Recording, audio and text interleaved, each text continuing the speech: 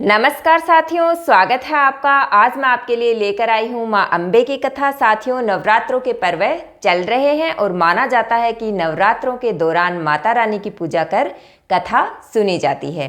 साथियों, हजारों साल पहले की बात है। एक महिषासुर नाम का एक राक्षस हुआ करता था। उस राक्षस का आधा शरीर दानव का था और आधा शरीर एक भैंसे का था।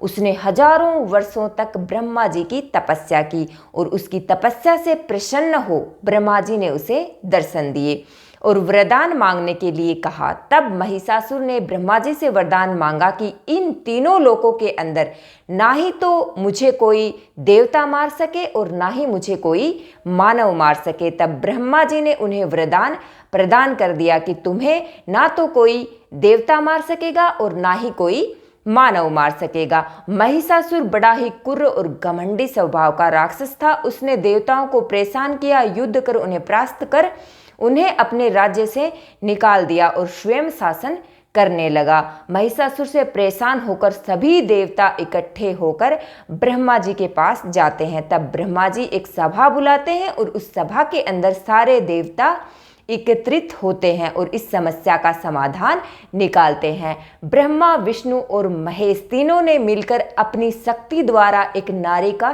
सृजन किया और उसे हम आदि शक्ति माँ दुर्गा के नाम से जानते हैं। और सभी देवताओं ने माता रानी को विभिन्न प्रकार के शस्त्रों से सुशोभित किया। जब माता रानी पूर्णतया तैयार हुई युद्ध के लिए, तब उन्होंने माता रानी ने महिषासुर की नगरी की तरफ प्रस्थान किया। यह समाचार महिषासुर को मिला।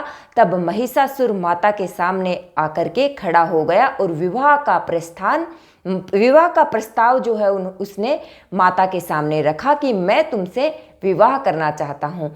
तब माता जगदम्बा ने कहा कि हाँ राक्षस राज, तुम मुझसे युद्ध करो और यदि तुम युद्ध में विजय हुए तो मैं निश्चय ही तुमसे विवाह करूंगी। महिषासुर जो था वो काम, क्रोध और लोभ के पूर्णतया अधीन हो चुका था। उसने तुरंत युद्ध की तैयारी शुरू कर दी और माता से युद्ध प्रारंभ कर दिया। यह युद्ध रात दिन लगातार 10 दिन तक चला। अंत में माता ने महिषासुर का वध किया। देवताओं की प्रसन्नता का ठिकाना ना रहा। उन्होंने माता के ऊपर पुष्प वर्षा की और माना जाता है कि हिंदू लोग इसीलिए 9 दिन तक नवरात्रों का पर्व मनाते हैं और माता रानी की पूजा आरती करते हैं। पूरे लगातार 9 दिन तक व्रत रखते हैं, उपवास रखते हैं, माता रानी के भजन सुनते हैं, कथाएं सुनते हैं, आरती करते हैं और माता रानी अपनी कृपा अपने भक्तों पर बनाती है। जय हो माँ भवानी की, जय माँ जगदम्बे माता की। तो साथियों, ये थी छोटी सी दुर्गा माता की कथा। आशा करती हूँ आपको पसंद आई होगी। शेयर और लाइक कर मेरे चैनल को सब्सक्राइब करें। धन्यवाद साथियों।